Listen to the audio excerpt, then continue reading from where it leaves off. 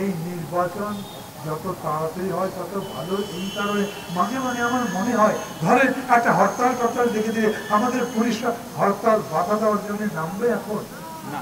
এখন পর্যন্ত গ্রামে গ্রামে থানায় থানায় পুলিশ সিভিল ড্রেসে থানায় যায়, থানার মধ্যে ঢুকে পুলিশের ড্রেস পরে।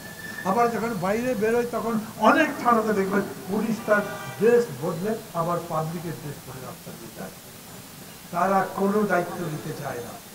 এই পুলিশকে প্রোঅ্যাক্টিভ বানাতে পারেননি, এই প্রশাসনকে এখন পর্যন্ত নিজেদের নিয়ন্ত্রণে অথবা জনগণের পক্ষে দাঁড়াবে এরকম করতে পারেননি। তাই ভয় পাওয়া স্বাভাবিক।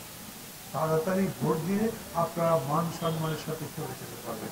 আর যদি এমন হয় সংকট বাড়তে থাকে, প্রশাসন সামলাতে না পারেন, আন্দোলন সামলাতে না পারেন, মানুষের বিক্ষোভের কোনো জবাব দিতে না পারেন, আজ পর্যন্ত সরকারের পক্ষ থেকে সরকারের একজন মুখপাত্র নয়, তাই যিনি পরিস্থিতির উপরে ব্যাখ্যা দেবেন।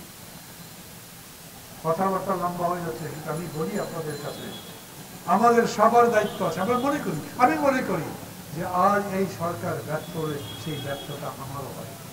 আমি মনে করি আজকে যদি কোনোভাবে সরকার কোনো জায়গাতে বড় ধরনের ভুল করে সেটা আমার পকেটে যাবে না, যারা তার বিরোধিতা করে, যারা স্বৈরাচারের পক্ষে তার পকেটে যাবে। অতএব আমি চাই সরকার যত ভালোভাবে তার দায়িত্ব পালন করতে পারে। সমালোচনা মানে গালাগালি নয়, সমালোচনা মানে আপনাকে শুধরাবার পরামর্শ দেওয়া। এবং সেই লক্ষ্যেই বলতে চাই, আবারও বলি, তৌহিদের হত্যাকাণ্ডের উপরে আপনাকে কথা বলতে হবে। ওই পরিবারের মনোতুষ্টির জন্য, তার সন্তুষ্টির জন্য, জনগণের কাছে জবাব দেওয়ার জন্য আমরা যারা আন্দোলন করছি, কালকে যে আমাদের কাউকে উঠিয়ে চলে যাবেন না, তারপর আমাদের শরীরে রক্তাক্ত আঘাতের চিহ্ন নিয়ে এই ঢাকায় কিংবা কোনো জায়গাতে রাস্তায় পড়ে থাকবো না। এই যতগুলো মানুষ আছে সেই গ্যারান্টি চাই, আপনাদের কাছে চাই। নিশ্চিত মৃত্যুর, স্বাভাবিক মৃত্যুর গ্যারান্টি চাই। এই কথা বহু বছর আগে নির্মল সেন লিখেছিলেন। আজ আমি একই কথা বলি, আপনার সরকারের আমলে এই দাবি আবার তুলতে হবে, এটা প্রত্যাশা। ভালো থাকবে সবাই, তাদেরও ভালো চাই, সবার ভালো চাই, দেশের ভালো চাই সবার। আমি শেষ কথা বলবো, প্রত্যেকটা দল তাদের প্রস্তাব দিয়েছে সংস্কারের উপরে।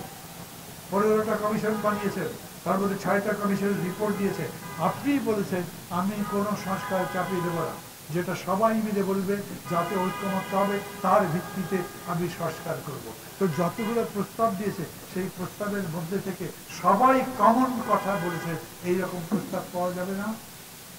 3000 প্রস্তাব দিয়েছে, তার মধ্যে খুব কম করে বলি 30টা প্রস্তাব কমন পাওয়া যাবে না।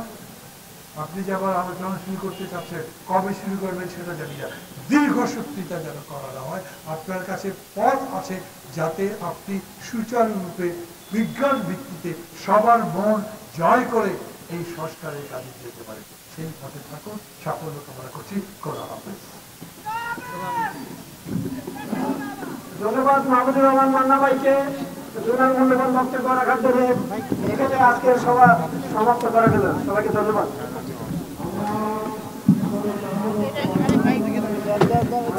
আপনাদের পুলিশ এখন পর্যন্ত ঠিক করতে পারেননি, প্রশাসন এখনো ঠিক করতে পারেননি। আপনারা পুলিশকে কেন, আপনারা কোনো জায়গাতে উল্লেখযোগ্য কোনো অবদানও দেখাতে পারেননি। তারপরেও আপনাদের বিরুদ্ধে আমরা মাঠে দাঁড়িয়ে আমরা শুধু বলছি আপনাদেরকে সতর্ক থাকতে, ঠিক মতো বুঝে শুনে কাজ করতে।